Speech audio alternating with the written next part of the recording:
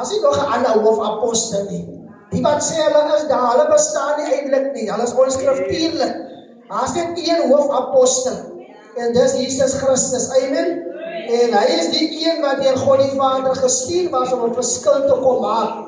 Ook self op hierdie aarde. En hy was jonk. Amen. Iemand sê Jesus was jonk. Jesus was jonk gewees. So daarom sê Paulus, moet laat niemand jou jonkheid verag nie. Ons kry te veel, of ek sê sommer, vetgemaakte katte in die huis van die Here. Wat voel hulle is 30, 40 jaar by die Here en niemand kan hulle niks leer nie. Dis hoekom baie nog steeds is waar hulle was, jare terug, op dieselfde berg. Hulle lees nog steeds dieselfde vers, elke keer as hulle gevra word om iets te doen, maar hulle nog nooit gegroei nie. Jare by die Here sê niks nie. Dit gaan oor groei. Ouderdom sê ook niks nie. Jy kan 70 is, maar hy het nie gegroei. So ouderdom sê hulle is op hierdie aarde hulle gewoond om te sê, age is just a number. Dis reg as ek so sê. Hulle sê mos, age is just a number. Op hierdie aarde. Dis net 'n nommer. Maar jy kan jonk is, dan is jy meer geestelik volwasse as iemand wat groter ouderdom is. Jesus was 12, toe sit in die tempel en praat saam met Fariseërs en Sadduseërs en skrifgeleerdes. Hy het hulle ondervra en hulle was verbaas oor sy kennis, sy wysheid. Want die waar gekry, hy moes dit aanleer. Want hy was 'n mens net soos ons. Die slimgekomdes gaan nog sê, ja, maar hy was God. Maar hulle gaan nie verstaan waar dit gaan nie. Hy was mens, net soos ons, sê die Bybel. So hy het ook opgegroei, net soos ons. En hy moes leer. Hy moes leer van Maria, hy moes leer van Josef. Ons sien op 'n tyd, ons hoor nie meer van Josef nie, wat beteken Josef was seker vroeg weg. So Maria moes 'n rol vervul in die huis, in Jesus se lewe. Klein, jong, maar hy het 'n verskil gemaak. Dawid was jong. Vir die wat nog kan onthou, hoe oud was Dawid toe hy koning word? Hoe oud was hy? Ons lees mos Dawid was rondgejaag deur Saul en alles. Sy lewe was 'n moeilikheid toe hy saam met Jonathan sy beste vriend was. En hy en Jonathan huil met mekaar, loyaal mekaar en hulle ween hardop, jong manne wat huil. En toe sê Jonathan vir my pa wat jou regtig doodmaak, maar my pa het ewen my gaan met die spies amper doodgesteek in die muur. So erg was die haat vir Dawid. Groot man, 'n koning. Hy haat 'n jong man wat 'n gawe het en die jong man wou net dien. Dawid was nog nie 30, Dawid was nog 'n teenager. Somewhere around in his 20s, somewhere around there. Jong 20. Hij was kaas genoeg vir Dawid vir 'n girlfriend, want hy kon nie nog tyd maak vir 'n girlfriend, want hy moet fokus hierso op van sy droom. Hy wil serve. Hy het 'n gift gehad om musiek te maak. Vroeg in sy jare in. Nog nie 30 nie. Gaan lees maar die Bybel. Wanneer raak Dawid amptelik aangestel? En hoe dien Dawid? Nou sê baie, ja, die jong mense se seisoen gaan nog aanbreek. Dis die probleem van die kerk. Dis hoekom die kerk leegloop en die tempels vol raak. Smokkeljaards, meer gangsters as wat er ooit van tevore was. Maar die kerk sê die jong mense moet wag. Vir hulle tyd. Wanneer is hulle tyd? As dit die tyd dat groot mense moet sit en mentors, mense praat van sit op 'n stoel nie. Ek praat van sit soos 'n Deborah onder 'n boom en wees 'n mentor, wees 'n advisor sonder jealousy. Want wanneer gaan die jong generasie opstaan? Wanneer gaan hulle preek? Wanneer gaan hulle sing? Wanneer gaan hulle kan encourage? Wanneer gaan hulle musiek maak? As ons wil dit doen tot ons doodgaan. Ek het gepraat op 'n tyd saam met ons leiers in die kerk in die verskillende afdelings. Ek moet eintlik nog steeds die noodsturing nog nooit hy bladsy gestuur en dan gewoon onthou dit wat ek gesê het. As ons praat van disipelskap, van alles ek sê ek is 30 jaar by die Here, dan het my vraag, wie is jou disipel? Maar jy is veronderstel om 'n legacy te los. Wie is jou disipel? Want as jy 'n musician is, as die jaar klaar is, dan moet jy 2 of 3 mense hê wat jy opgelei het, wat ook musiek kan maak. So as jy 'n drummer het, wys my aan die einde van die jaar die 2-3 drummers wat jy opgelei het. As jy 'n keyboardspeler is, wys my aan die einde van die jaar die 2-3 keyboardspelers wat jy opgelei het. As jy 'n sanger is, wys my die 2-3 sangers wat jy opgelei het. Wys my dit. As jy 'n prediker is, wys vir my die 2-3 jong man of jong meisies wat jy geteach het, die koop het om hulle bewus te maak, wat beteken dit om 'n presentation te kan maak vir mense. As jy dit nie reg gekry het nie, dan het jy gefaal in disipelskap. Het is goed om 'n siel te vind vir die Here. Maar het jy 'n disipel gemaak vir die Here? En baie van ons jong mense het soveel gawes, soveel talente. Hulle het so baie om te gee vir hierdie wêreld. Maar hulle word, so som vir Dawid doodmaak, word hulle neergehou. Ek was al 40, toe sê hulle nog steeds vir my hierdie 'n jong pastoortjie. Pastore wat toe hulle 20, 30 was, en hulle die pos gevat het in hulle kerke, acknowledge was die groot mense van daai tyd. Die groot mense van daai tyd was anders.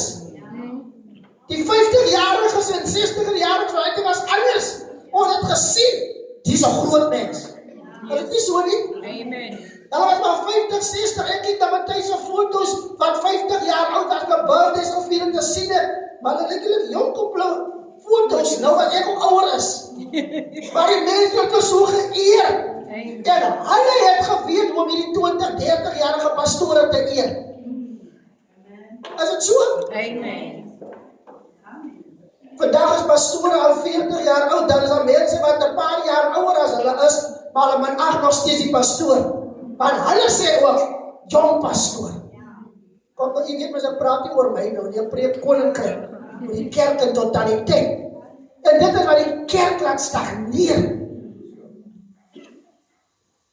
Want het gaan oor die age. Want jy kan 20 is, as 'n evangelis, en dan is iemand wat onder jou dien, 22, dan moet hy een vir die wêreld respek hê, want dit gaan nie oor die age van die wêreld nie, dit gaan oor jou maturity, jou volwassenheid in Christus Jesus.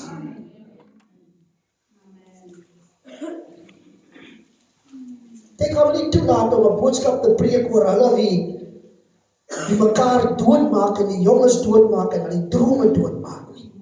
Moordenaars. Hulle vermoor droom, hulle maak die mense met drome dood. Dit was wyle Dr. Miles Monroe wat ook gesê het, in die begrafplaas is daar baie drome wat daar lê. Baie dokters, baie ingenieurs, baie prokureurs lê daar in die grafte. Hulle kon nie uitkom waar hulle graag wou uitkom nie. Baie deur hulle eie toedoen, maar baie ook deur die mense wat hulle doodgemaak het. Nou Josef, was 'n jong man. Genesis 37 noem het vir ons baie duidelik. Hy was 'n seun, vers 2, van 17 jaar oud gewees. Is daar iemand wat 17 jaar oud is in binnekant in die kerk? Op die oomblik. Jong man of jong meisie? Is daar 17-jarige? Kom van na vore toe vir my.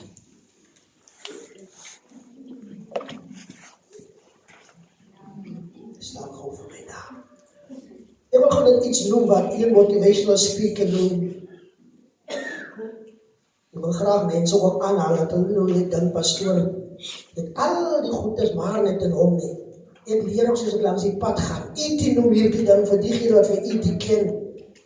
Een van die grootste motivational speakers heiliglik in die wêreld. Hy sê, many will not be successful because they have that giant goal and no steps to get to it. Every time they say yes, this is my year. Dis 'n quote wat hy aanhaal wanneer hy spreek, iets noem. Hy sê, baie mense sê elke jaar, this is my year. Hy kry met en hy vry met. Dis waar hy bly ook. Maar hulle vergeet om uit te kom daar waar jy wil uitkom. Dat jy groot tree nodig om te gee. En as jy opwaarts beweeg, weet ons mos jy moet 'n leer klim. En 'n leer het nie 'n trappie nie na bo nie. Hy het verskeie trappe om daar bo te kom. Gelowiges het die probleem om te sê, dis is my Heer. Maar as wil jy hard werk om uit te kom waar ons moet uitkom nie. Ek het laas keer genoem, ons God was nie 'n lei God nie, hy is nog steeds nie 'n lei God nie, en hy sal nooit 'n lei God wees nie. Amen. Hy het gewerk om die dinge te maak gebeur, om hierdie aarde bo die hemel. Op die 7de dag het hy gerus, nadat hy al sy werke klaar gedoen het. Baie wil net rus. En verwag dat die dinge moet na hulle aangeloop kom. Dit is waarom ek hierdie stelling maak, om te sê, is goed om te sê, dis jou jaar, maar jy moet onthou, dat jy met die trappe van die lewe kan klim. So jy moet hard werk, om jou goal te achieve. Is harde werk, om iewers te kom. En dan gaan die afgunstige mense kry. Hulle gee dit nie om, hoe hard jy gewerk het om te kom waar jy gekom het nie. Vir baie van ons was dit nie maklik nie. Dit was maande van hard werk, dit was jare van hard werk, dit was dae van opoffer, dit was opoffering wat jy moes maak, dinge wat jy een kant toe moes skei, sodat jy jou droom kon achieve. Baie van ons is nog steeds op pad na onze drome toe. Of die groot droom wat jy weet wat die Here vir jou gegee het. Maar daar's altyd mense langs in jou wat nie wil hê jy moet dit achieve nie. Kom ek maak dit sommer duidelik. Sien hoe vyande nie man. As die mense die naaste aan jou. Iemand kan dit nog wel wegvee en uitvee en alles, hy gaan dit wys in die skrif. Dis die mense die naaste aan jou wat jou droom wil doodmaak. Kan jou vrou wees, kan jou man wees, kan jou kinders wees. Moet nie hulle beter rekening laat nie. Want ons elkeen is deur God op hierdie aarde geplaas op ons eie. Sy persoonlike ding op hierdie aarde. En daar's altyd iemand wat nie jou glo nie. Miskien wou jy prokureur geword het, maar jou man het gesê, ja, as mos 'n manier nie man, sal ek nooit kan maak nie. Of neem my vrou maar, om 'n dokter te word, ek dink dan net steek in jou nie man, ek dink nie, ek dink jy kan iets word, maar 'n dokter is al 'n bietjie te. Dit gebeur so in die huis. Want jy het 'n droom, jy het 'n groot droom, om te verwesenlik. Iemand het net toch gesê, Jeremia 29:11. Kyk die gedagtes van die Here aangaan jou koester. Daarom kan jy nie luister na die stemme van mense wat negatief is en eintlik is afgunstig. Hulle voel hulle wil jou hou net aan wat jy is. Josef was 17 jaar oud. En het as seun van 17 jaar, die klein vee opgepas, saam met sy broers. Hulle was ouer as hy. Hy was nog jong. En hy was 'n verklikker. Want sy broers was mos nog in hy stadium van 'n lewe, hulle kyk rond. Geen wonder later in die verhaal toe hy sy broers gaan soek, terwyl hy die vee oppas van sy pa, en hy vir hulle iets wegvat. Toe bevind hulle as die plek waar hulle moet wees nie. En sê soms as hy verhaal lees van alles en kyk na, hulle was stout gewees en hy het gereeld, hulle gaan verklip by sy pa. Hulle het hom nie gelyk nie. Verklikker. En het hulle gesoek.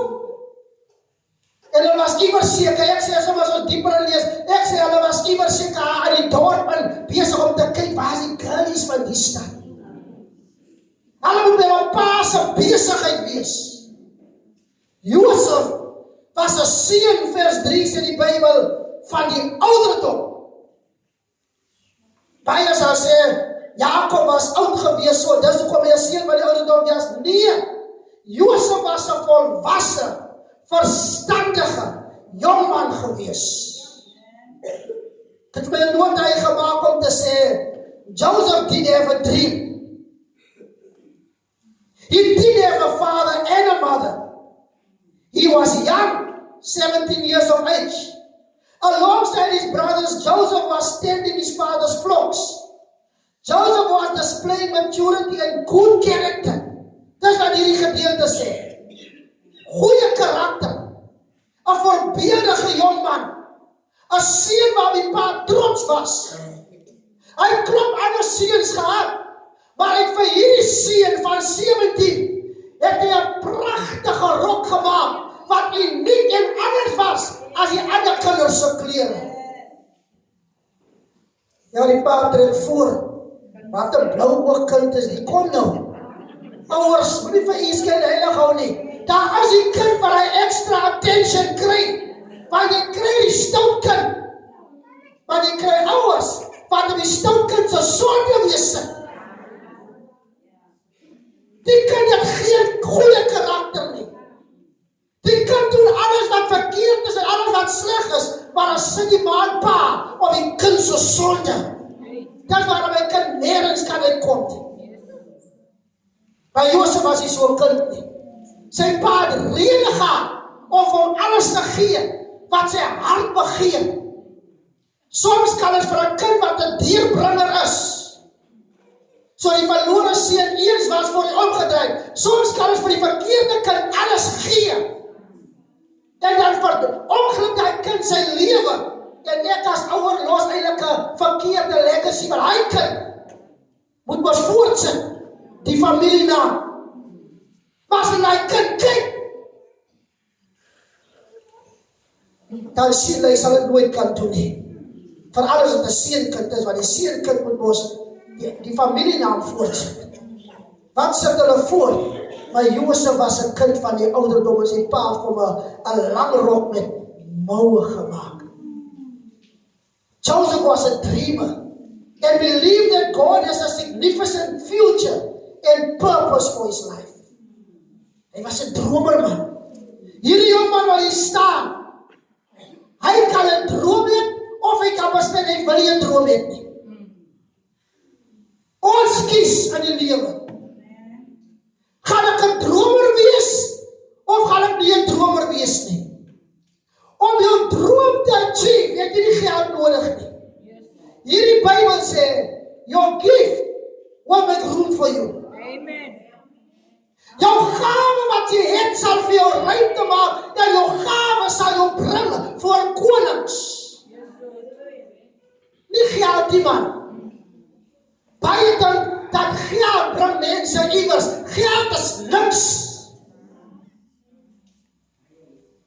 Jy kan baie geld hê, maar dan kom jy nog steeds nergens nie. Daar's kinders wie se ouers geen geld gehad het nie, maar as dokters vandag. Ek het eendag gelees in die Woestynstede, maar was aan die rapporte ook, as klomp sulke verhale wat gereed uitkom. Iemand was 'n petroljoggie, en het die kos geleer, en het hard gewerk, en het die prioriteite reg gekry, en toe raak jy prokureer. Petroljoggie dan teruggaan na die petrolstasie toe, om vir sy vriende te gaan wys. Ek het het gemaak. Amen. Petroljoggie waar sy ma toe gaan, om vir sy mami te sê, mami, ek het het gemaak. Klein huisie, stukkele vensters, maar die kind het het gemaak, met wat te geld. Hy het 'n droom gehad. Sy droom het hom gedrywe om nee te sê vir al die stemme rondom hom en te fokus op dit wat die Here vir hom instoor het. Veral as jy by die Here uitgekom het, dan het jy voorreg wat die ongelowige nie het nie. Want die ongelowige het nie 'n skrif om aan vas te hou nie. Want God koester mooi gedagtes vir almal. Maar God gaan nie sommer net iets laat gebeur vir enige nie. Maar as jy by die Here kom skep, dan is daar besonderse blessing op jou lewe. So die skrif kom in vervulling, maar jy kan die skrif kwarteer. Jy kan bid vir die skrif. Jy sê, Here, dankie vir die woord wat sê, Here, 'n mooi toekoms vir my. Maar dan moet jy soos Josef wees. 'n kind van die ouderdom.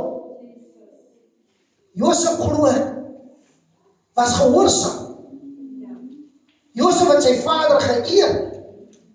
Josef het sy moeder geëer. Hy was 'n respekvolle jongman gewees. Baie van ons kinders kom nergens nie, maar daar's geen respek nie. Daar's geen eerbied nie. Ek het dit vroeër genoem. Ons het geweet as jong kinders hoe om groot mense te eer. Baie van ons, kom ek sê liewer so. Baie van hulle vandag kyk wat nog lewe dan hulle kyk die ouer masien ek, van hulle is so 17 jaar ouer as ek. So toe ek omtrent so, sê 10 was, toe was hulle so 27 of wat ook al. Maar ek het hy net vir hulle gesê, hallo my oom, hallo my auntie. Ek bedoel ek is wel, jy weet teenager mos nou aan. En hy is nou in die begin van sy vleuer van sy lewe, party was al ongetroud, party al getrou, maar ek oom en auntie. En hulle was so raadsaam met hy gewees. Baie van ons kinders vandag, nie almal nie. Hulle is 10, hulle is 12, en dan is geen respek nie. As daar 'n oop stoel is, en as die enigste stoel, en die 30-jarige suster stap na die stoel toe, dan gaan sy die 10-jarige kind kiet reg op my stoel. En nou kom die 30-jarige en sê, kind, mag op pad vir my. En die kind staan op baie kwaad, en hy kind se maak ek binne die kerk, na hy meisie kind en dit. Kom vind sy my kind van die stoel af, jy moet sy jong meisie kind, jy kan maar staan. Maar die 10-jarige kind moet sit. Amen. Mense raak ons kwaad. Binne die huis van die Here. Maar ons bestaan nie. Maar dit beteken om respectvol te wees. So kom ek bly agter die preekstoel kom. Terwyl Valentino saam met my preek vandag. Hy preek ons saam met my. Hy is 17-jarige jongman van die stem. Prys die naam van die Here. Nou Josef. Ja, ek kan nog met Esther, maar daar gaan die dames wees, want dis ook om ek altyd gekies het vanoggend. Nou Josef was 17. En as kyk na die verhaal in Genesis, en as ons na Genesis 40 gaan, dan sien 39 gaan, dan sien ons Josef kry versoekings. Maar voordat Josef die versoekings kry, word Josef deur sy broers verkoop. Moet ek net nog gesê, in die familie, skaars buite, nie is nie sy vyande nie. Sy broers verkoop hom. Maar voor hom verkoop, hulle hom eers doodmaak. Hulle gooi hom in die put, maar voor hom in die put gooi, besluit dat kom ons maak hom dood. So dis erg. Eers doodmaak, nee, kom ons maak hom nie dood nie. Kom ons gooi hom in die put. As die vaders toe hulle hom doodgooi met klip en alles en praat met die volk oor wat gebeur het ook self. Hy praat oor al die dinge ook wat gebeur het. En as een gedeelte wat uitstaan waar het gesê word, hoe dat Josef gesmeek het, dat sy broers hom asseblief nie moet in die put gooi nie. En hoe dat hy die put het gesmeek het, dat hy moet uithaal. Maar sy broers, ek sê sommer as dit speel domino's aan buitekant, en dan is niks met hom te doen hoe hy roep en skree nie. Sy eie broers. Woord van die Here sê, later verkoop hulle maar. En hulle verkoop hom aan vreemde mense. En Josef word afgebring, Genesis 39, na Egypte, en kom Afrika toe. En Potifar, hofdienaar van Farao, die owerste van die leiwag, 'n Egiptiese man, hy neem vir Josef in sy huis. Josef 'n jong man, goeie voorbeeld met baie potensiaal, baie gawes. Hy is in die huis en Potifar stel hom aan in sy huis, en die Bybel sê Genesis 39:5, en vandat hy hom aangestel het oor sy huis en oor alles wat in sy besit was, het die Here die huis van die Egiptenaar geseën ter wille van Josef. Ja, die seën van die Here was by alles wat syne was, in die huis en op die veld. Geseën. Hy's 'n slaaf. Hy het nie geld nie. Daar's niks in die bank nie. Hy het net die klere aan sy lyf toe in Egipte laat aankom. Hy word aangestel in die huis van Potifar. En die Bybel sê, vandat die jong man, hy is nog steeds jong, vandat die jong man in die huis aangestel was die huis van Potifar geseënd. 'n jong man kan 'n blessing wees vir sy ouerhuis. Of 'n jong man kan 'n deurbringer wees in sy ouerhuis. Gaan kyk maar wat die geskiedenis ons leer die afgelope tyd. Hoeveel huise was vernietig deur dik, dwelms, drank, hoerery, jong seuns, wat al die dinge doen, wat is sleg is om te noem self vandag van die preekstoel af. Ouers was stikken in die dik era toe dit begin. Baie ouers is vandag nog stikken. Jong kinders word toegelaat om te doen al die slegte goed. En die ouers sê net, is alright, my kind. Mami was het daar gewees. Kan hoef nie daar te wees nie. Mami het ons lewenslesse geleer. So mami moet vir die kind sê, dat is verkeerd, my kind. Dit wat jy wil doen, gaan jou lewe vernietig. Jy hoef nie te doen wat mami gedoen het nie. Jy hoef nie te doen wat daddy gedoen het nie. Ek kom daar hier. Josef was 'n blessing vir Potifar se huis. Die Bybel sê, hy was so 'n blessing gewees in die Egiptenaar se huis, dat die Egiptenaar se vrou na hierdie jong man kyk. Ek kan maar nog gaan sit weer. Is daar iemand wat 20 is? Ek wil nou skatting maak, ek sê nou hy was 20, is daar 20-jarige? Ek wil die jong mense besig hou vandag. Is daar 20-jarige jong man? 21, 22. Sien, ons het baie jong manne hier binnekant en hy is nog skaars daar nie. So gaan nie verder noem nie. Is daar iemand wat sê nie? Jaden, kom Jaden. Kom ons sit my bril op. So sê. Ons het van allemaal hier binnekant. Ons het van allemaal hier binnen. Jong man. Halleluja, hoe oud is jy? 21-jarige jong man. Ondag hulle. Prys die naam van die Here. Nou wat gebeur? Ons skat hom, want hy was 17. En hy beweeg aan met sy lewe. En hy is oor Egypte land. En die tyd loop ons. En hy is die persoon wat in charge is van Potifar se huishouding. En die Bybel sê vir ons in Genesis 39. Na hierdie dinge, die baas van die huis, as jy verder lees, gaan jy agterkom Potifar se huis was nie net so 'n huis nie. In sy huis was daar ook 'n gevangenis gewees. So, hy het 'n massiewe huis gehad. So vergeet nou van, is dit 2 slaapkamerhuise. Ons praat hiervan, hy het leibwagte, hy het wagte gehad onder hom, hy het mense gehad wat vir hom werk, die man was op 'n ander level. Hy was onder Farao basis gewees, deel van Farao se owerstes gewees. En in hierdie groot massiewe huis van hierdie man, en in sy besigheid was Joseph in charge. Vers 6 sê, en Joseph, dan kom ons lees eers die ander die besigheid gedeelte. En hy het alles wat syne was aan Josef oorgelaat. Die man was nou baas. Hy het nou net gesit, want Josef was, kyk, die man was brilliant. Sodat hy met sy hulp van niks kennis geneem het nie, as net die brood wat hy geëet het. Skielik kan die man relax. He delegate to Joseph. Nou relaxing. Van Josef verstaan business.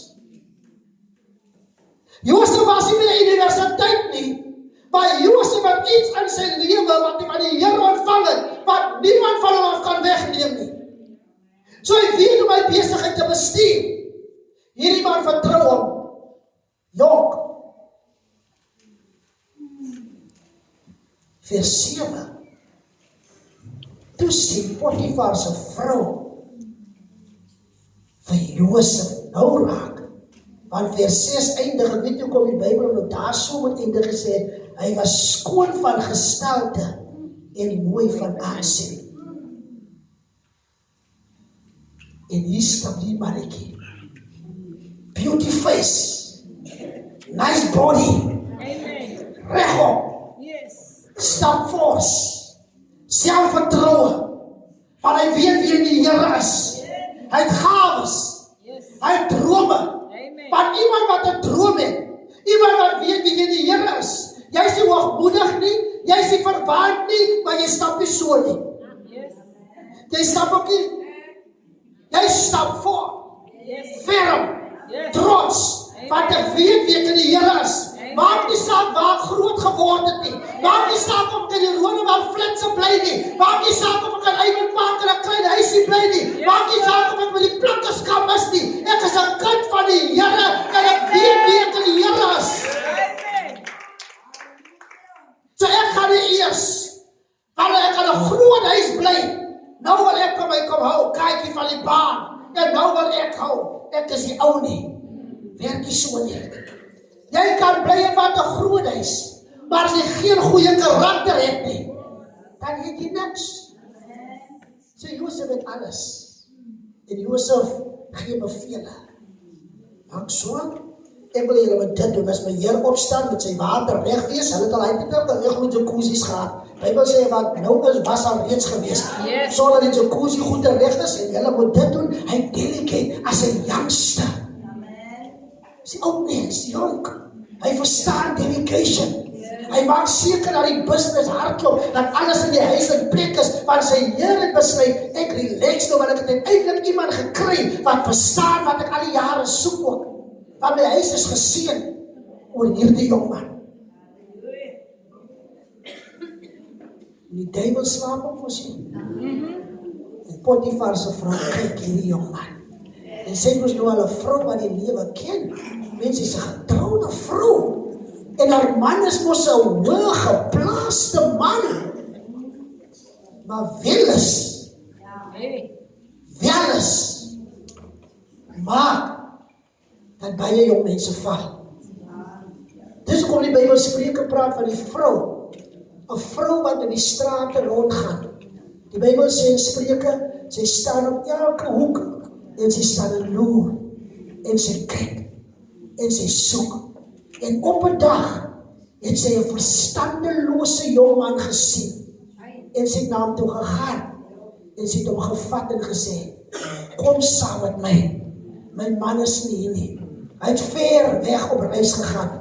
Hy het ook die geldbeer saam met hom gevat, menende, hy gaan lang weg wees. Kom saam met my na my binnekamer toe by my huis, sodat ons twee kan dronk word van liefde tot die môre toe. Die Bybel sê, hy het agter hierdie vrou aangegaan, verstandeloos. Nie gedink aan sy drome nie, realistig, want het was oor die moment, sonder om te weet, dat het gaan sy lewe splits in die Bybelboek Spreuke. En hy gaan daar, saam met haar, soos 'n bees na die slagpale. In hierdie vrou se huis, 'n getroude vrou. Hierdie getroude vrou, sy kyk na hom, sy begeer hom, sy admire hom. Ek glo sy het in hom seker gesien wat sy in haar man gesien het, toe hy ook upcoming was, want hy was suksesvol haar man. Hy sou nie net suksesvol wees, sommer net so nie. Hy moes ook iewers begin het. Dis hoekom hy suksesvol was. Dit is hoekom hy owerste van die leiwag was. Maar skielik het sy mos nou alles gehad wat haar hart begeer. En skielik sien sy nou aan 'n youngster. 'n vrou wat nie kan besef, sy is nou 'n auntie nie. Maar die auntie wil nou mors saam met die jongman. Auntie wil nou kaarte rondswaai. Die auntie moet in haar huis bly by haar man en van haar man kos maak. Hulle mos nou achieve wat hulle achieve het. So nou moet jy in jou huis bly. Versorg jou eie man. Maak kos vir jou eie man. Gee hom al die liefde wat hy moet kry, sodat hy nie die huis uit gaan en iemand anders gaan soek nie. Maar Tannie wil nou 'n droom van 'n jong man vernietig. En ek wil vir die jong seuns vandag sê vir die Tannie, as die Tannie kom, Tannie se seun, hoe oud is Tannie se seun nou? En Tannie kinders, kan ek met Tannie se seun kon speel? En Tannie 'n meisiekind, ek het nog nie 'n meisie dan jou verbreek. Amen. Dat jy kan weet, jy het 'n droom. Jy het potensiaal. Jy wil iewers kom in die lewe. En jy kan nie opgeskeep sit met iemand wat al die lewe geloop het. En nou word die brood aan al kante geboter wil hê. Yes. Bybel sê, sy het daar onder Joseph opgestaan en gesê, kom hou gemeenskap met my. Jy het seks saam met my. Maar hy het geweier. Vers 8. En aan die vrou van sy Heer gesê, kyk deur my en dit aan my Heer geen kennis neem van wat in die huis is nie, en alles wat syne is het aan my oorgegee. Hy is in hierdie huis nie groter as ek nie. Josef sê sommer, as dit nie vir my was in die huis nie, sou die huis nie so geseënd gewees het. Baie mense sê, maar soms die pastore verwaand om so te praat. As hulle praat oor die Joseph blessing. Josef sê, as nie vir my was nie, en hy sê ook, hy is nie groter as ek nie. Hy het alles wat syne is in my oorgegee. Hy is in hierdie huis nie groter as ek nie, en het my niks verhou in vers 9 van Genesis 39. Hoe kan ek dan hierdie groot kwaad doen en sonder teen God? Hoe kan ek my Heer se vrou vat en saam met haar gaan slaap, opstaan, en as my Heer terugkom, dan moet ek kom in die gesig kyk en maak of niks gebeur het nie. En mens kry sulke gevoellose mense. Jy kry mense wat met ander mense se vroue lol daar buitekant. En dan kom dit dan die chommies. Ek het net nog gesê, dis naby mekaar. Sien vir? Josef sê vir homself, ek kan nie in God sondig nie. Die vir hom gegaan oor hom nie. Hy wil die God terugstel nie. Wanneer 'n mens 'n vrees vir die Here het, dan sê jy nee vir die verkeerde. Hoekom? Want jy wil nie God terugstel nie. Nie van ek wil nie my maatpa terugstel nie. Ek wil nie God terugstel nie. Want wanneer God eers kom, dan is dit wanneer jy aanbeweeg in die lewe. Dan is dit wanneer jy by jou drome begin uitkom, Jeremia 29:11, want jy besef dat dit is die Here wat vir jou 'n toekoms kan gee. Jou ouers kan die geld rondswaai en rondgooi, hulle kan jou nie die toekoms gee wat jy graag wil hê nie. Baie van ons kinders surprise ons met dit wat hulle wil word, want ons het gedink die kind gaan dit word, en dit geldjies weggesit vir daai, en skielik kom die kind en die kind sê, Mommy, Daddy, ek wil daai word. En dan vind jy in jou geld te stip in. Weet jy wat ouers wat saam met my kan praat? Ja. Jy vind skielik uit, maar my planne en die Here se planne lyk my was twee verskillende goed, want die kind het ander drome. Nou is nie meer jou geld wat praat nie. Nou is dit God wat praat. En nou is dit daai kind wat met 'n hart werk om daar uit te kom. Want die leer het nie net 'n een trappie en 'n spring nie trampoline, is hard werk. Wie kan jy toelaat dat iemand jou droom kom vir ongeluk? Oor realistigheid nie. Daarom moet 'n jong man kan nee sê. Van enige jong meisie wat kom en sê, gaan saam met my bed toe. Laat ons liefde maak tot die môre toe. Dan jy kan sê, dit gaan nie werk nie. Ek wil nog klaar geleer. En weet jy, ek het nog staan al die goedjies agter mekaar. Ek het gedink, ek wil my eie huis ook nog eens koop. En as ek my huisie het, dan kan ek het nie, maar dan moet ons eers trou. Wil jy met my trou? Nee, ek wil nie nou trou nie. Ook jy praat ons weer wanneer jy reg is. Amen.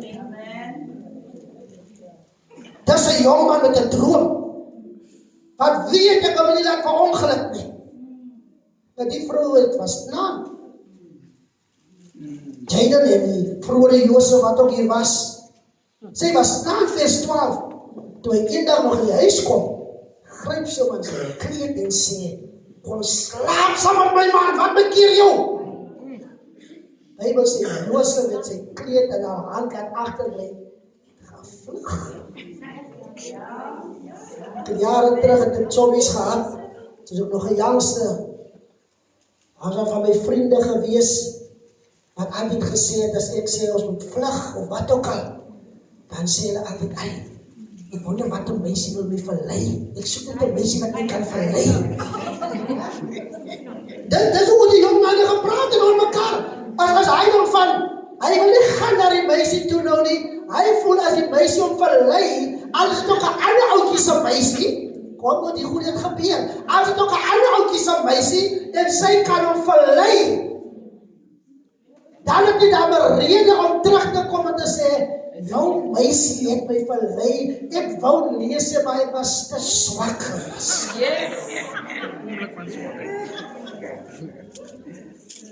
Hulle het gedoen. Ek was swak, weet jy, toe sy my so kyk, en met my gesels, toe besef ek, jy is jou girlfriend. En ek gesels met hulle, dink, hoe is my chommy se meisie, maar weet jy, hoe langer ons gesels, ja, hoe mooier het sy vir my begin lyk, en toe my konkreet ons twee met mekaar, so ek is regtig jammer met chommy, dit was nie bedoeling nie. Dit gaan ons nie toelaat om te praat oor die jong menstyd nie, daar is baie wat kan die klok terugdraai, en sê, ja, die jong menstyd, kan 'n mens se lewe dat verongeluk het as jy nie by die Here uitgekom het agterna nie. Hy het sy kleed in 'n land laat agterbly en gevlug en na buite geloop. Ongeag wat sou gebeur daarna, want sy toekoms was in Potifar se hande of in die vrou se hande, sy toekoms was in die hande van die Here. Ek vlug die eerste, want ek het 'n toekoms. Genesis 40. Josef kan maar gaan sê. Dankie jy. Josef gaan tronk toe, die vrou laat hom in die tronk sit, vir die waarheid gaan die mens maar liever tronk, en wil vinnig nou gaan. En terwyl hy in die tronk was, is daar iets wat gebeur, en hier is die begin van Josef, waar die Here hom wil vestig, in 'n hoë posisie.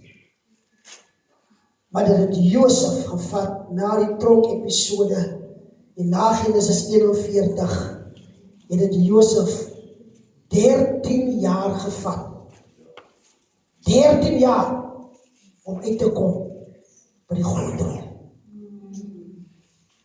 Josef het nie gedroom, hy gaan eendag in Afrika, in Egipte land, in Farao se huis, gaan ek tweede in bevel wees nie.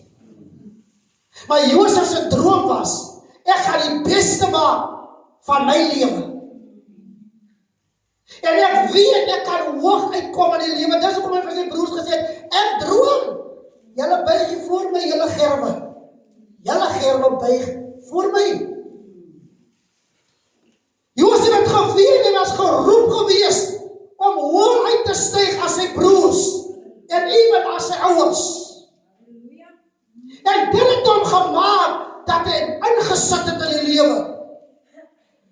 Dis hoekom die dag toe hy Farao se droom uitlê, toe praat hy met verstand, met wysheid. En hy gee vir Farao 'n ultimatum om vir hom te sê, hy lê die droom uit, maar hy sê vir hom, nou moet Farao 'n man aanstel wat die goed te verstaan. En dan by terwyl Josef praat as jong man, hier iewers, toe hy nou amper 30 is, toe hy praat daarso, toe praat hy klaar met die wete, almal was by Farao, hulle het niks verstaan nie. En die praat hy nou en hy sê vir Farao, stel nou iemand aan wat verstaan. En Farao sê, ons kan dit vir jou aanstel. Vers 40. Jy moet oor my huis wees, Genesis 41 vers 40. En na jou bevel met my hele volk, hulle skik, alleen die troon sal groter wees as jy.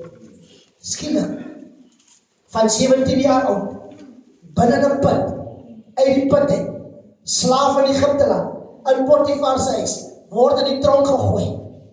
Al druk jy by jou, al beskinder die mense jou, alles afgunstig op jou. Die Here het jou toekoms in sy hande. Amen. Nou staan hy voor Farao, die lekkerste is.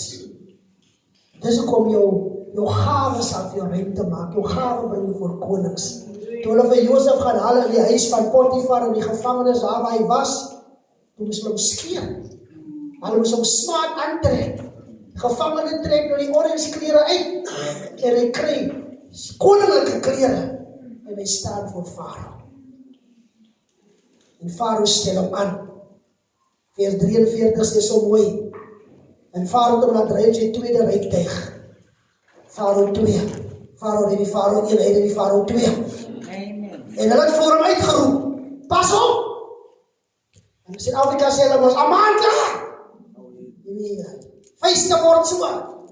En die mense sê, pas op, hier kom Josef. Want hy het nee gesê vir die verkeerde. Hy was gehoorsaam aan dit wat sy ouers hom geleer het. Hy was ver van sy pa af, maar hy het nie vergeet wat sy pa hom geleer het nie. En sy vrees vir die Here het gemaak dat hy uitkom waar hy uitgekom het. Wonder wat het Potifar se vrou toegemaak. Seker geworry. Vers 46 sê, en Josef was 30 jaar oud toe Farao die koning van Egipte geslaan het. En Josef het van Farao af weggegaan en die hele Egipte land deurgetrek. Genesis 41, versie 46. 30 jaar oud. 13 jaar. Wil 'n chartered accountant word. Hoeveel jaar moet ek leer? Die is te veel jare. Ek wil gou klaar maak. 'n mens achieve your goals. Nie oor die geld wat jy wil verdien nie. 'n ou moeder het een keer gelees in 'n artikel, sy was 70 jaar oud. Op 70 toe kry sy 'n meestersgraad. Nou gaan iemand sê, 70 jou meester, hy gaan nie meer werk kry nie.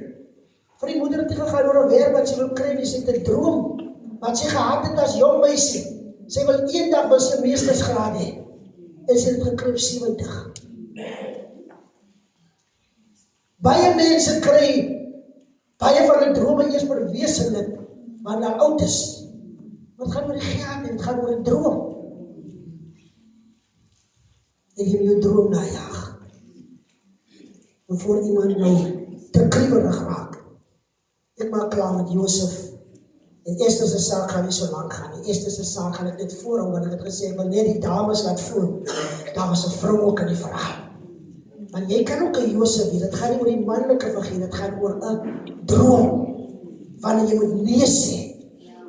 Wanneer die wêreld wil hê jy moet ja sê, maar God sê nee, dan sê jy nee. Want jy iets wat jy moet bereik.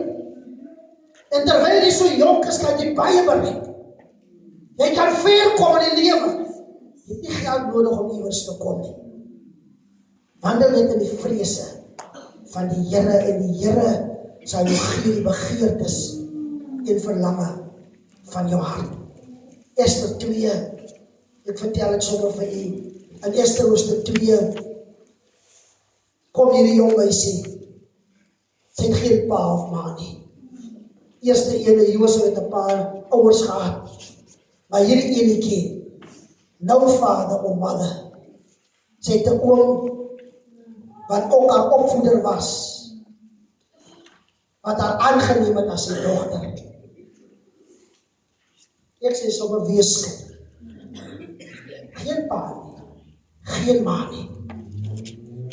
Maar hierdie persoon met die naam van Mordegai vat vir Esther as 'n jong meisie, want sy was 'n jong meisie, die Bybel sê sy was 'n jong meisie.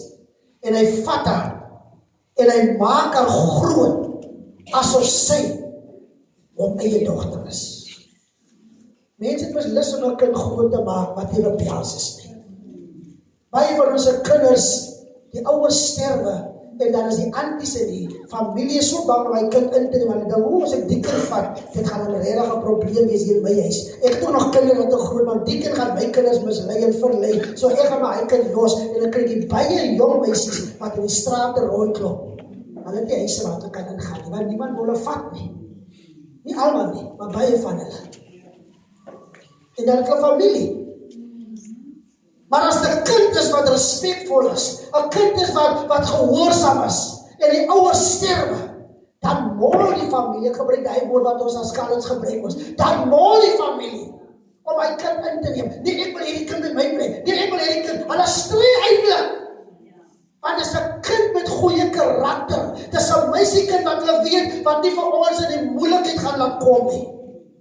Mordegai het so 'n jong meisie groot gemaak. Die Bybel sê vir ons, Esther, kom ek sê soos ek het nou hier getik het. Esther, she was obedient. She respected authority and followed guidance, even when she was in the royal palace. She was teachable. She was willing to learn and accept instruction rather than insisting on her own way. She was humble. Despite the beauty and the rising status, she did not act proudly or independently of counsel. She was respectful. She valued Mordecai's role as a guardian and trusted his wisdom. She was wise and discerning. Listening to good counsel is often a sign of maturity and sound judgment. Dit was die karaktertrekke van Esther. Sy het geen ouers en so gehad nie. Sy was jong en sy het al hierdie karaktertrekke gehad, maar ook 'n vierde deel wat ek vir my neergestip het. Esther, she was beautiful in figure and lovely in appearance. She had a beautiful figure and was very attractive. Maar Esther het nie laat haar skoonheid na haar kop toe gaan nie. Dis hoekom baie van ons jong meisies se lewens word vernietig daar buitekant, want die beauty gaan hulle koppe toe. Kyk maar daar buitekant. Jong manne, vir wie vriend hulle die meeste? Nou gaan party sê, ja, maar almal is mooi. Almal is mooi innerlik en almal kan mooi wees uiterlik afhangende wat jy uitstraal. Maar kom ons vat die realiteit in. Jy het jong meisies, kom ons vat die jong meisies soos Esther. Wat pragtig is! Wat beelskoon is, dis hoekom in die verhaal het hulle gesê, toe koning gaan vas die koning disappoint, en die koning die party hou in Esther hoofstuk 1, en hy sê, sy koninkryk sal skatte vertoon, sê op 'n tyd sê, toe hy begin dronk word, sê hy toe vir sy manne, sy hoë manne rondom hom, gaan roep my vrou vir vasting. Die Bybel sê, koning gaan vasting was 'n pragtige beeldskone vrou. Hulle gaan vir vasting te gaan roep. Koning gaan vas die laat weet, gaan sê vir my man, die koning, ek kan nie kom nie, ek is besig met my eie party. Dit is nie toe hy boodskap te bedien nie, dis respectvol teenoor 'n man, en sy kom nie, die beauty queen, gaan nie kom nie. Sy vergeet waar sy was. Sy dink sy was net gevat omdat sy beeldskoon was, maar daar was iets in vastie, wat die koning ook aangetrek het. Sy kom en die koning is hartseer, hy stikken. En hulle sê vir die koning, kom ons geef jou advies. Skei hy vir hom, los haar. Daai in die Bybel, moet nie nou die goed te doen, soos ek nou hier sê, dis die Bybel, daai type was daar rede vir hy goed, as gewees vir hulle, hoe hulle goed gedoen het. Dis 'n ander type koninkryk ook. Vat vir jou, 'n jong meisie, as koningin. Die Bybel sê, dat deur die land gegaan, hulle die jong meisies gaan kyk, wat mooi van aansien was. Beeldskoon. Voorkoms, die look. Hulle kyk na die voorkoms. As er niks te doen met inner beauty nie. Esther sê, die Bybel sê, hulle kyk na die voorkoms. Die gesiggie, die wangetjies, oor lekker, is die alright, en ook is die lichaam alright. So, as jy 'n Miss South Africa, as jy 'n Miss America, jy moet die looks hê. En toe al die jong meisies by mekaar gemaak en die looks het hulle uitgesorteer en toe bring hulle na die koninklike paleis. En Esther was daar. Weeskind. Geen maanpa. Maar sy het 'n opvoeder gehad in die naam van Mordecai. Na wie sy geluister het.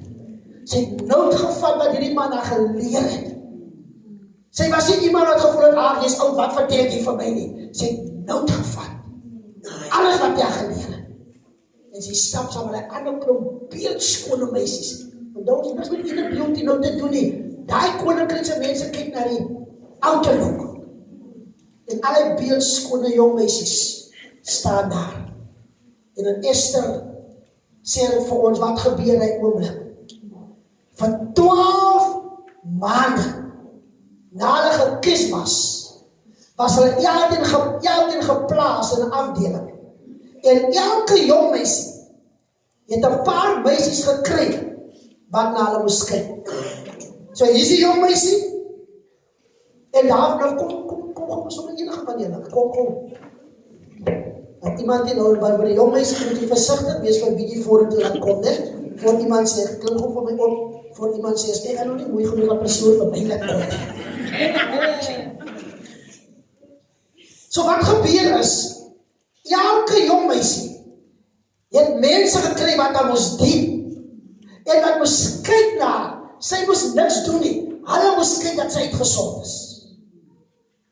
Hulle moes haar make-up doen, hulle moes haar hare doen, hulle moes haar nails doen, al die goed wat ons nou doen, hulle moes alles dit vir haar gedoen het.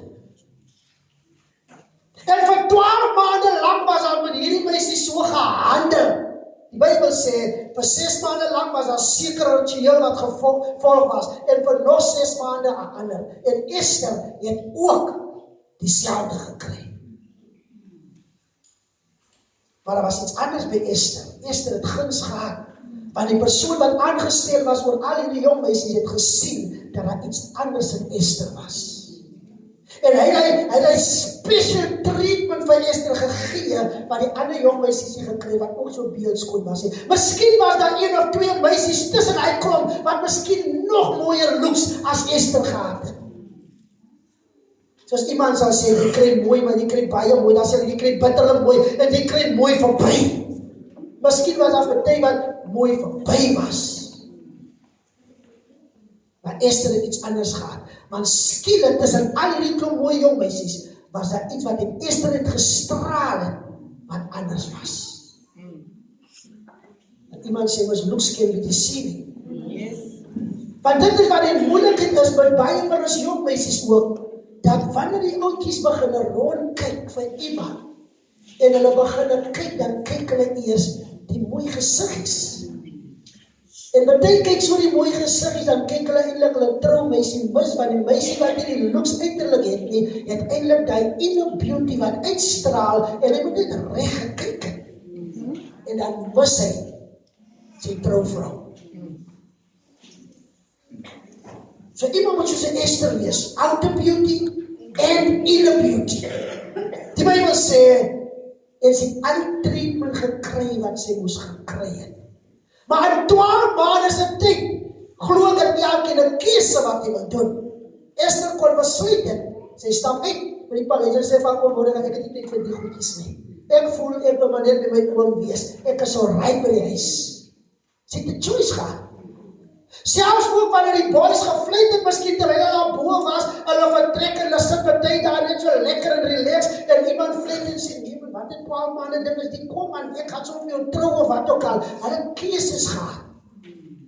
Maar Esther was bereid om uit te hou en aan te hou, tot sy kon kom by die 12de maand. Soms moet 'n mens geduldig wees. Vir baie van die dames het daar mos 'n ding gekom wat hulle sê, jy stap nader na 30 toe. Jy sal met kyk eenmal die dag by aan my nek. En nou trou met tyd, voor hulle by 30 of 31 kom, dan trou hulle met die eerste naaste ene. En dan agterna, dan dink hulle hulle sê, ek moes net so 'n bietjie gewag het. Nou gaan ek het met die jong getrou. Esther moes wag. Om die beste te kry in die lewe, wag jy. Sy skrif wat ook sê, wag op die Here. Wag. Moet nie ongeduldig wees nie. Al vleit hulle ook. Al maak hulle ook wat. Maak jy vir jou mooi, want jy moet vir jou mooi maak. Loop jy rond daar, want jy moet rondloop op die regte plekke. Wees in die huis van die Here, wees geplant soos 'n palmboom in die huis van die Here. Ons sê nie, jy gaan jou man in die huis kry nie. Maar wat ons wel sê, jy gaan jou man kry in die koninkryk van God. Wees in die huis. Dien die Here met alles wat binne jou is. Maar al wat jy doen is, maak vir jou mooi, uiterlik, sowel as innerlik. Voed jou met God se woord, soos 'n Josef en 'n Esther glo dit gedoen het. Onder die geskrewe Bybel nou voor ons in hulle tyd in, was dit hulle ouer huis, waar hulle alles moes geleer het. Hulle moes die wette van die Here hoor met hulle ouers, hulle moes hoor wat beteken om die vrese van die Here te wees, want terwyl hulle ouers dit ingeskerp het hulle ouers verseker gemaak dat hulle verstaan wat dit beteken om na jouself op te kyk. Baie dankie, Esther. So hulle moes leer wat dit is om na hulle self te kyk. Hulle moes leer wat dit is om te kyk na hulle uiterlike, sowel ook na hulle innerlike. Want 'n mens kan nie as jong mens in vandag se dae net kyk na jou uiterlike nie, want as jou innerlike verlore gaan, dan is jy verlore. Van wat baat dit alles van voorkoms soos 'n Josef, goed gebou, 'n man, 'n jong man van gestalte. Loop soos baie jong manne met 'n lekker kort joggertjie wat jy kan mos man. Jy was kaas 'n klippie aantrek, jy loop kaalvoete man, jou toon en naels lyk ook lekker geknip, en as jy so stap, en hulle kyk na jou, dan moet hulle om af kan kyk. Hy man is om gebou om te hou. En baie word mislei deur die outer appearance, want hy is gebou om te hou en die looks en die arms en die t-shirt wat lyk wat enige ding kan skeer, maar hy niks binne kan wat die woord betref nie. Want hy moet ook gaan, want as jou vat, hy kan maar oefen en hy kan maar gym, maar eendag gaan hy lichaam gaan beginne, en dan as jy weer na hom kyk en sien, hy het met die wat hy gehad het nie. En wat gebeur nou met die jong meisie? Sy sien nou skielik, sy is getrouwd en skielik sien sy, hier kom stap 'n jong man aan wat lyk soos haar, maar hy ooitjie gelyk het toe hy jong was, en hy stap op my joggertjie. En nou voel sy soos Potifar se vrou, hy is gebou om te hou. Nou begin swaai hy oogies. Want sy het ook die vastigheid in die Here nie. Outer appearance is nie waar dit gaan nie, jong mense. Kom ek sê vandag vir julle. Kyk na die innerlike. Die innerlike maak die verskil. Die innerlike trek die regte mense. Want wanneer ek meer van die uiterlike maak, dan trek ek die verkeerde mense. Want die verkeerde mense begin 'n vlek en wil 'n move maak op jou. Die verkeerde mense wil nou rondom jou kom stap vir die outer beauty. Maar as die inner beauty het, nou protect die Here jou, want inner beauty gaan gepaard met verhouding met die Here. Die Here beskerm jou. Die Here maak jou toe. Die Here laat nie toe dat enige Jan Rapp en sy maat rondom jou kom nie. En wanneer hulle self van jou wil kom raak nie, dan kan jy sê, ek is 'n koningskind. Jy vat nie aan my nie. Amen. Want wanneer jy die inner beauty het nie, dan laat jy enige iemand aan jou net kom vat. Jy vat nie aan my nie, omdat ek hoogmoedig of verwaand is nie, but I'm a child of the king. Is 'n koningskind man. Alles het ook jeug. En dan sê you're my brother and my sister. Kyk uit jou na. Vir die jong mannetjie wat hier toe gekom het, wat wag vir die koortjie. You're my brother and my sister. Ja, sê as hy nader kom, my sister. Well, take me by the hand. Gee jou hand. Yes, Lord. Gee jou hand. As met die ander sister kom, is nou right, ja, sister ons weer. Maar julle broers kan maar daar, julle huis maak, klap die hande, maak die vuiste of vat mekaar 'n drukkie. Maar sister en brother, ons is nog nie daai vlak nie. Yes, Lord. Kom jy as die enige ene nie. Want ek glo aan transferring of spirits. Ek weet nie met wat 'n gees het jy opgeskeep nie. Waar was jy gisteraand gewees? Waar was jy net nou? Nou kom jy jou my brother en my sister en jy druk my vas. En miskien is ek nog nie so geestelik sterk genoeg nie. En as daar 'n opening wat nou gemaak word en nou voel ek as ek huis toe gaan, hoe het my dan wel lekker drukkie gegee.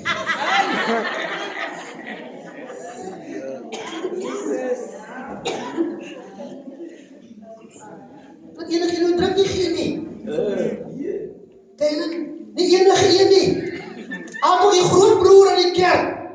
Die grootbroer kom sê, take me by the hand. Want Potifar se vrou was 'n groot vrou. Maar sy kans gesien vir 'n jong man. So nie lewe onderskat nie, binne die kerk, buite die kerk. Daarom moet ons versigtig as ons ons kinders kan opvoed om vir hulle te sê, jy hoef nie drukkie te gee nie.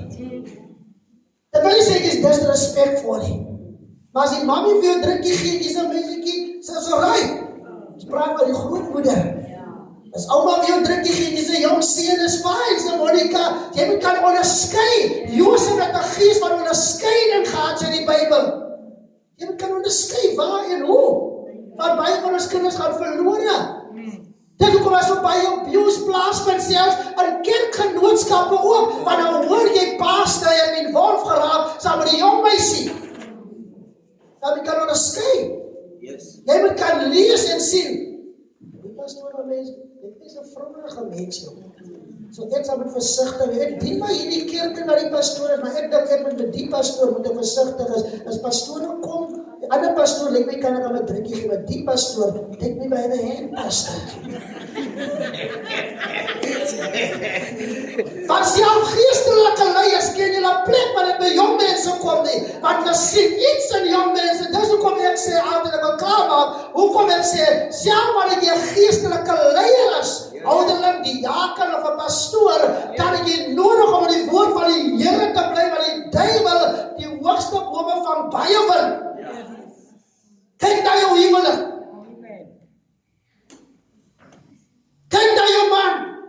As hy die Here dien, kyk of hy baie Bybel lees. As hy nie lees nie, dan is hy gevaar. Dan jy wanneer by die kerksaal gekom, dan die bazaar en die kermis is aan, en almal is vrolik, stap so my hele tyd saam met hom, en man, wat die tafel toe gaan is nou weer, wat die tafel bly rondom, want hy lees van Bybel, want die jong mense wat die aan na toe gaan en vraag, as jy raai, kan hulle op jou pakkie chips koop, dat is gevaarlik. Onderskei. Een suster het gesê, sy is 'n grootmoeder, ons het haar 70's. Ek het al die by die huisbesoek gedoen, toe ek nog 'n jongste was, voor ek getroud was. Na manne later van tyd het ek agterna gehoor, toe getroud, dat manne dacht sy hart vir die Here gegee, en het jare vir hom gevat. Hy het sy hart vir die Here gegee. En sy sê vir my, en sy was genoem, ek kan maar sê, want daar gesê aan Glaspop. En sy was 'n ander, obvious was die beauty face en goeders, soos sy jong meisie was. En sy sê, ja, my man, hy gaan sokkerveld toe. En Sondag by sokkerveld, dan skree die mense, dat die hoe weet nie.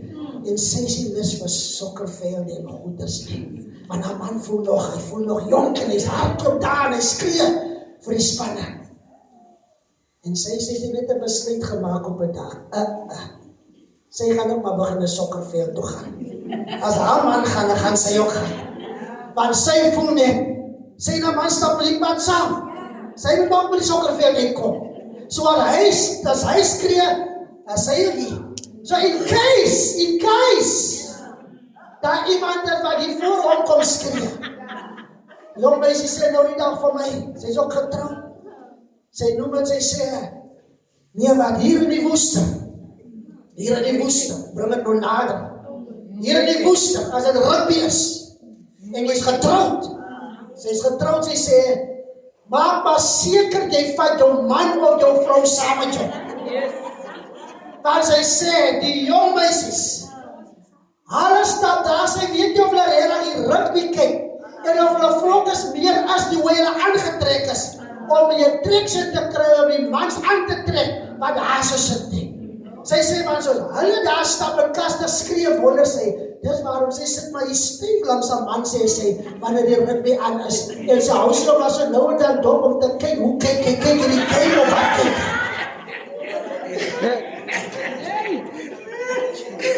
Hy is ongelowige, sy is ongelowige. Sy moet fitter wees, ek wil klaar maak. Ek wil dit help ons jong mense vandag. Ek wil dit help in hierdie jeugmaan, en dat die hier sal bly nie, maar dit sal aangaan. Dat ons jong mense sal weet, ons was so jong. Ons het ook foute gehad. Baie van ons het ook deur goede gegaan.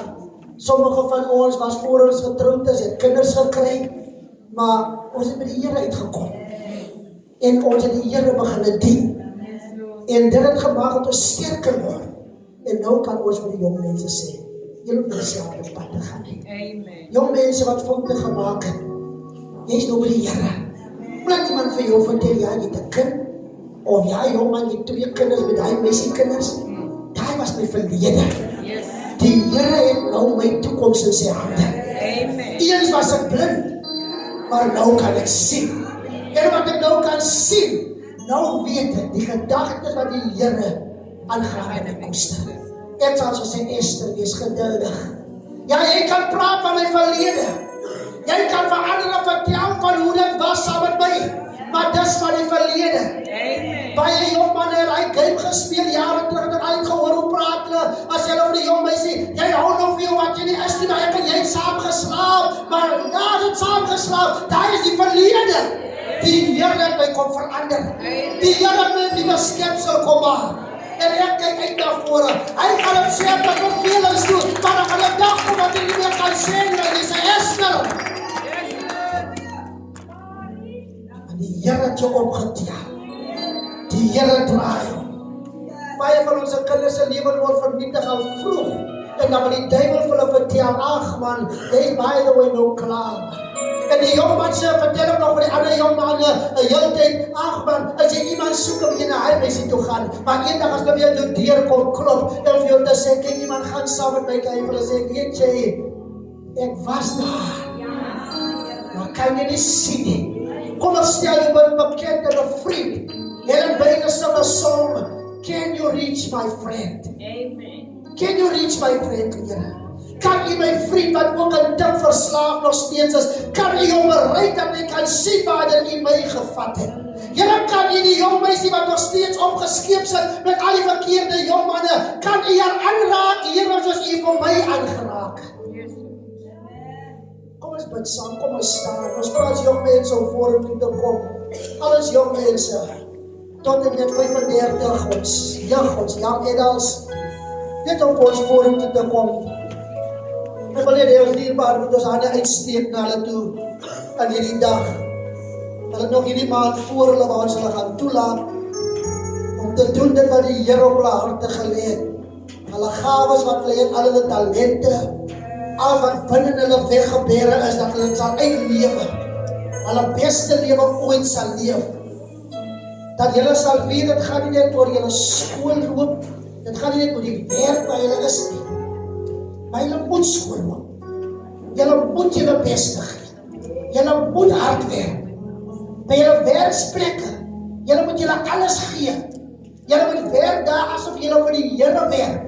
Moenie luister na die ou profete nie. Wat sê, ons doen dit maar hierso so.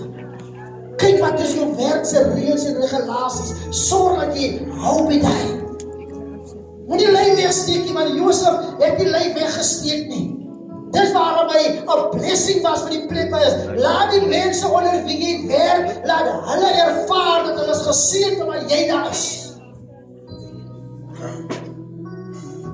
Gee jou beste. Ons weet julle sit met uitdagings, baie van julle. Die selfoon wat ons het, huge problem. Ons het nie dit gehad nie. Voor ons met Blackberry en met Nokia te staan gekom het, jare terug, hy groot fone van ons. Voor daai era was daar nie die nie. So ons het nie so klop distractions soos julle gehad nie.